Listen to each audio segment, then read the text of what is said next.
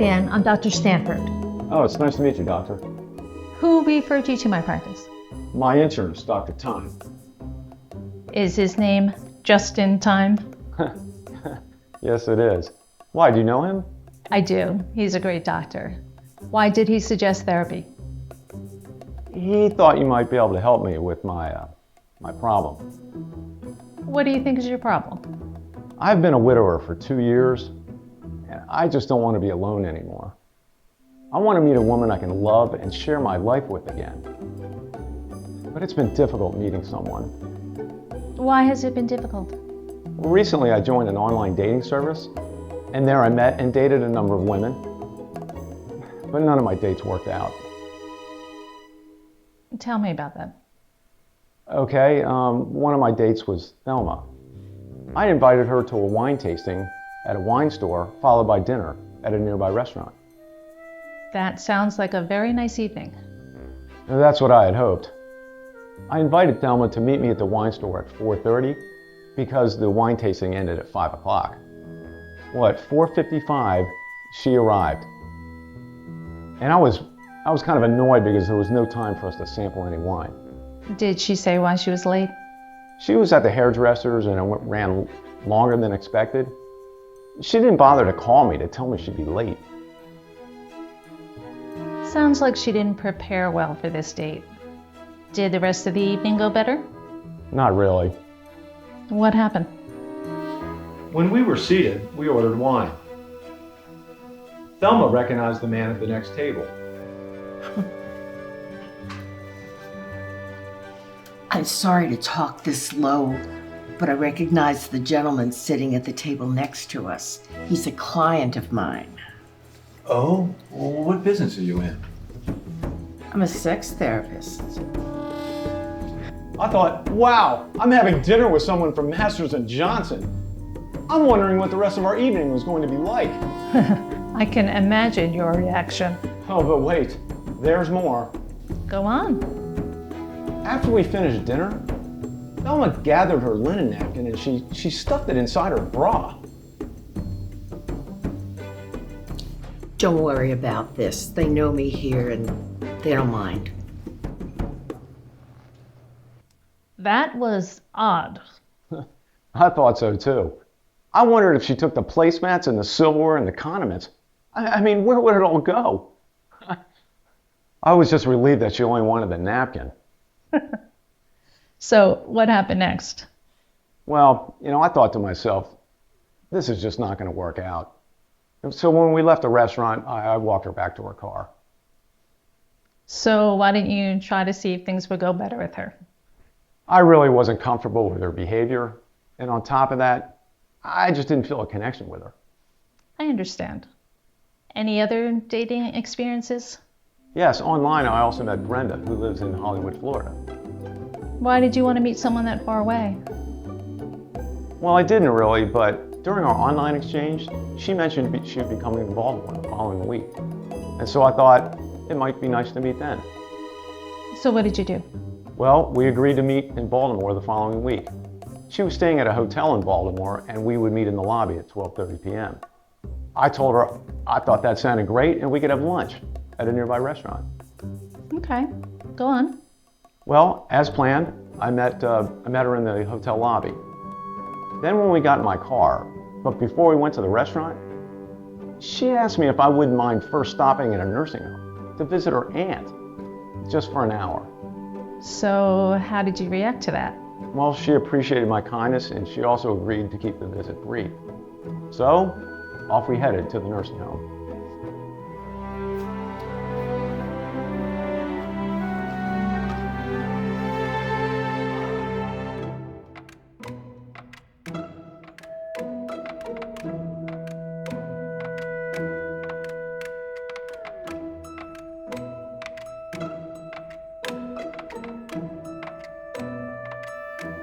After an hour, I motioned to Brenda, pointing to my watch.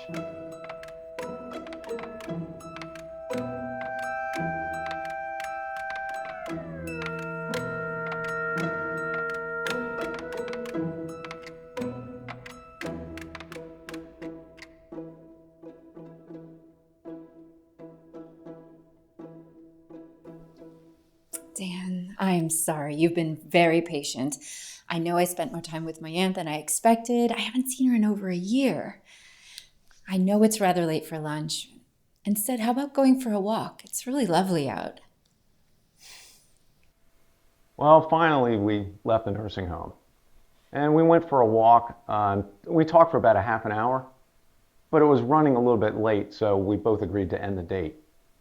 I drove Brenda back to her hotel, and she asked me to give her a call if I ever came to Florida. Would you really call her? No. I thought to myself, if I dated her again, she'd probably want to visit somebody in a hospital or take a stroll through a cemetery. I can't imagine what that would be like. Any other dating experiences? Yes, online I also met Carol. Now she lives in Baltimore. I invited her to have lunch at noon, and we agreed to meet at a restaurant. I arrived early to get a table near the doorway, so I could see Carol when she arrived. She was late. Uh-oh. How late? 30 minutes. I was beginning to worry that something happened to her, or if she was going to stand me up.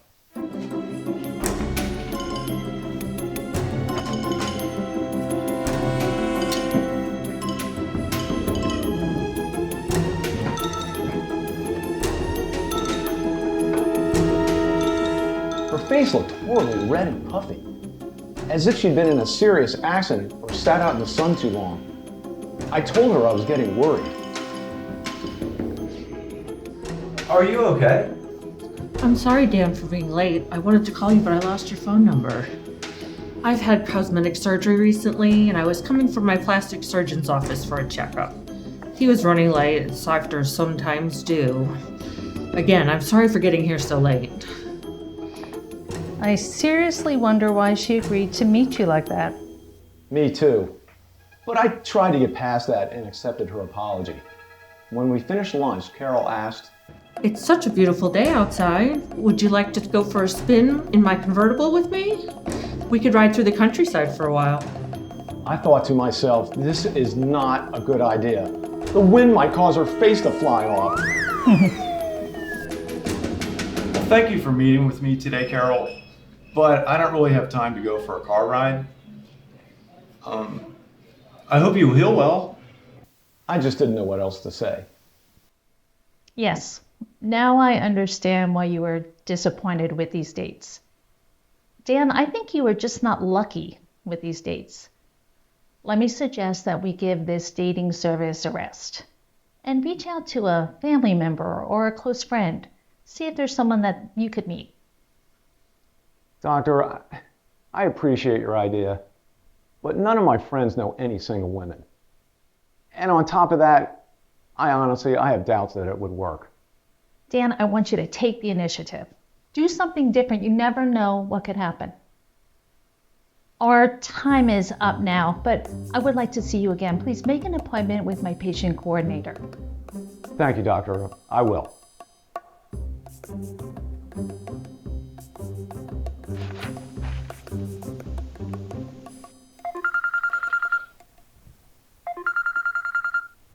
Hello? Hi, Dan. It's your sister. I haven't heard from you in a very long time.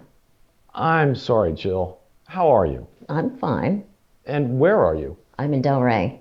Oh, I'm sorry, sis. I forgot you went to your home in Florida. I thought you were still in Hartford. So how are you adjusting to life being alone in Florida? Pretty well, except for this past weekend. I had a bout with gas. Oh, no. You had a gas leak in your home? Not quite. Well, where did the gas come from? From me.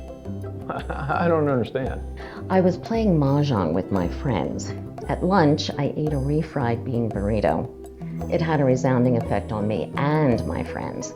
I had to excuse myself and apologize. I went home and took an antacid pill. That had to be embarrassing. It wasn't funny at the time, but I'm fine now. I'm thankful it was just a passing thing, and I mean that quite literally. Enough about me. How are you? Are you seeing anyone? Well, not in the way you'd hope. I've been online and met a few women, but it didn't go very well. Terrible, in fact. Jill, I am suffering from datorrhea. What? What's datorrhea? It is my term for unpleasant dating. All of my dates ended sadly. Dan, I know you. You expect too much too soon. Dating takes time. I don't think so. But to be sure I wasn't missing something, I called Dr. Time. He put me in touch with a therapist, a Dr. Eve Stanford. I met with her last week. So how did that go? Well, she thought I was just unlucky with the ladies that I had met. She suggested that I stop online dating altogether and reach out to family members or friends who might know of someone for me. Well, brother, I'm family, and I know someone you might like. Oh, really? And just who is this someone? Dan, I'm trying to help you, and you're poo-pooing it without giving me a chance to tell you about her. I'm sorry. Okay, how and where do you know this someone? Do you remember Barb from Fort Lauderdale? Oh, yes, Barbara Weisenstein. Yes. You remember her from the Ocean Club condos? Oh, yes, of course. How's she doing? She's doing fine. I want to tell you about a lovely woman I met at Barb's a few weeks ago. She and Barb are good friends, and Barb thinks she's someone great for you to meet. Okay. What's her name and where does she live? Her name is Kim Holland, and she lives in New York. Stop right there. Jill, I am not interested in long-distance relationships. And you know, even my therapist says that long-distance relationships can be challenging. Dan, there you go again. You're not giving me a chance to explain why I think she might be right for you. Okay, I'm sorry. Tell me more. You do know I have a keen sense of people. I had good vibes from Kim. Each month she drives through Baltimore to DC to visit her son. I think you two should get together one weekend. I have her number. I want you to call her. Okay, hold on one sec. Let me grab a pen. You ready? Yeah, go ahead. Yep. Okay, I got it. When are you going to call her? I will get around to it soon. Dan, I know you. You tend to procrastinate. Call her today. I think you would really like each other. Okay, I will. Okay, and make sure you tell me about your therapy sessions to let me know how they're going. Okay, will do. I hope all goes well with you and your Mahjong group. I'm fine. I'll stick to chicken soup. That's a good idea. Love you too. Bye. Okay, bye.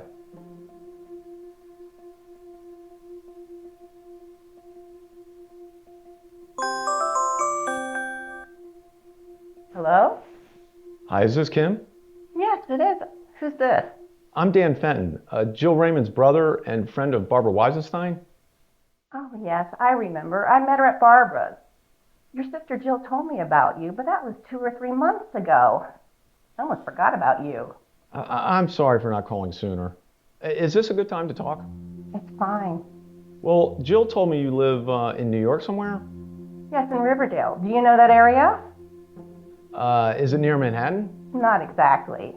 I'm in the West Bronx, near Westchester. Where in Baltimore are you? Oh, I live in North Baltimore in a neighborhood called Wyman Park. It's near Johns Hopkins University.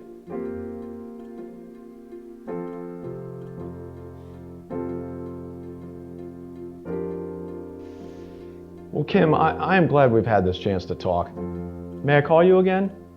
Sure. How about tomorrow afternoon? Okay, that sounds great. I look forward to your call. Bye. Thanks, Kim. Bye.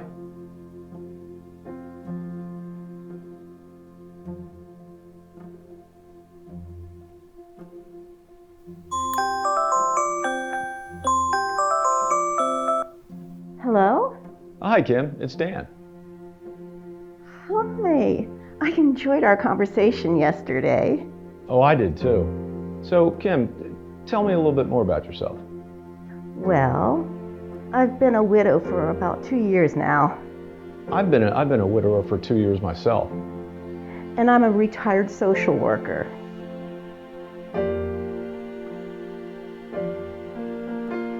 Kim, you know, we've been talking to each other every day for over 2 weeks. We talk about so many things. I really look forward to our talks every day. Oh, Dan, I do too. It's amazing and wonderful. I think it's time for us to meet in person. Would you be interested in getting together soon? Absolutely. I'd love it. How about next Saturday? That would be great, but I'm not really very familiar with New York. No, I have a better idea. Next weekend, I'm visiting my son and family in D.C. I normally visit them once a month.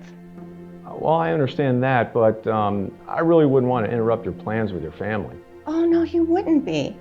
I can take an early bus from New York to Baltimore. We can meet and hang out for a while. Then I can take a later bus to D.C. How does that sound? That works for me. You know, Kim, you are a real arranger. Oh, thank you. But Dan, since we've never seen each other, how am I going to recognize you? Oh, that's not a problem. I'll email you my picture. Let me grab a pen here. What's your email address? Kim123@google.com. .com. Okay, got it. So Kim, how will I know you? I know. I'll wear a red flower in my hair, okay? Well, I sure hope you're the only woman with a red flower in her hair. Otherwise, I'll be in big trouble then. Don't worry, I will recognize you from your picture. Okay, that should work. So, tell me more about you and your family.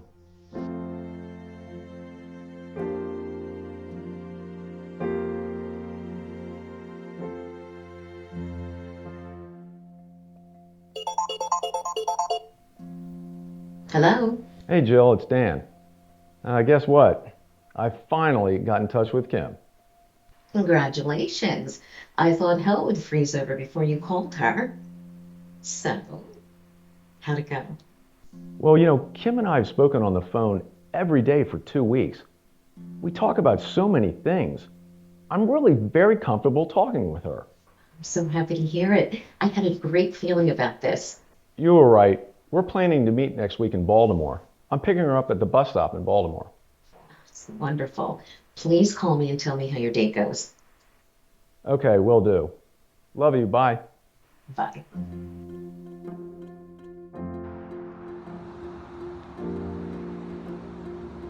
Hi, Kim. Yes. Are you Dan? I am. I am so glad you're the only one with a red flower. You are lovely. Oh, thank you. But you don't look anything like the picture you sent me in your email. Oh, really? You know, I took a special selfie just for you. Well, maybe I should remind you what you sent me. Okay. Here.